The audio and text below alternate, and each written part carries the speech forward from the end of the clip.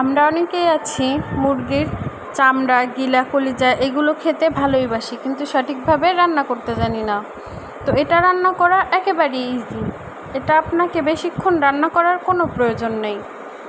এটা খুব অল্প আঁচেই সিদ্ধ হয়ে যায় খুব ভালোভাবে। এর জন্য আপনাকে প্রথমে চামড়া গিলাগুলো নিয়ে তার উপর পেঁয়াজ কুচি, হলুদ, তারপরে শুকনো মরিচের গুঁড়া, কিছু গোটা মশলা আর আদা রসুন জিরা পেস্ট এবং তেল দিয়ে এটাকে সুন্দর করে আপনার মাখিয়ে নিতে হবে।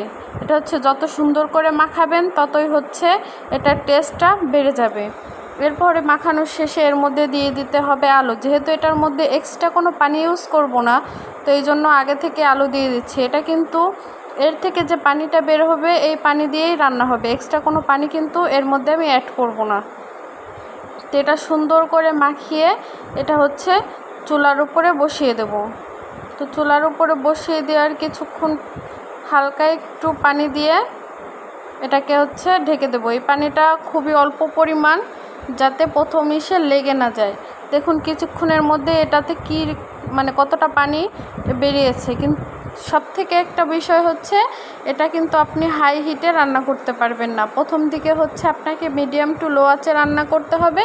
তারপর যখন এটার পানিটা একটু শুকিয়ে আসবে তখন আপনাকে এটা লো আঁচে রান্না করতে হবে। তো এই পর্যায়ে আমার চুলার আঁচটা মিডিয়াম টু লো আঁচে আসছে। দেখুন মশলাটার পানি প্রায় শুকিয়ে গিয়ে এটা তেল ছেড়ে দিয়েছে। তো এই তেলের মধ্যেই এটাকে বেশ কিছুক্ষণ ভাজা ভাজা করে নিতে হবে, ততক্ষণ পর্যন্ত যতক্ষণ না মশলার কাঁচা গন্ধটা চলে যাচ্ছে। তো এভাবে আমি কিছুক্ষণ কষিয়ে এটাকে ঢেকে দিব। তারপরে এর কিছুক্ষণ পরেই উঠিয়ে দেখুন এটা কিন্তু খুব সহজে এবং অতি দ্রুত এটা হয়ে গেল। এটা রান্না করতে কিন্তু আপনার বেশি সময় প্রয়োজন হবে না।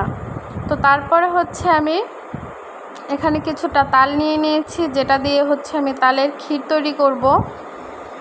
এই ক্ষীরটা আপনি অনেক কিছু দিয়েই খেতে পারবেন। যেমন ক্ষীরটা আপনি রুটি দিয়ে খেতে পারবেন, মুড়ি দিয়ে খেতে পারবেন, আবার যদি আপনি চান এটা আপনি পিঠা তৈরি করেও খেতে পারবেন। তো এখানে আমি চিনি আর নারকেলের গুঁড়াটা ফ্রিজে ছিল তাই এমনটা। তো আমি এখানে প্রথমে চিনিটা দিয়ে দেব, তারপরে আমি নারকেলটা দিয়ে দেবো। এটা বরফ আছে কিন্তু সমস্যা নেই, এটা তালের তাপে অনেক দ্রুতই এটা বরফটা গলে যাবে। তো এটা দিয়ে বেশ কিছুক্ষণ পর নাড়াচাড়া করার পর তারপর এর মধ্যে দিয়ে দেব কিছুটা গুঁড়া দুধ। এই গুঁড়া দুধটা দিয়ে খুব সুন্দরভাবে কিছুক্ষণ নাড়াচাড়া করে নিলেই তৈরি হয়ে যাবে আমাদের তালের ক্ষীর। তো ধন্যবাদ সবাইকে।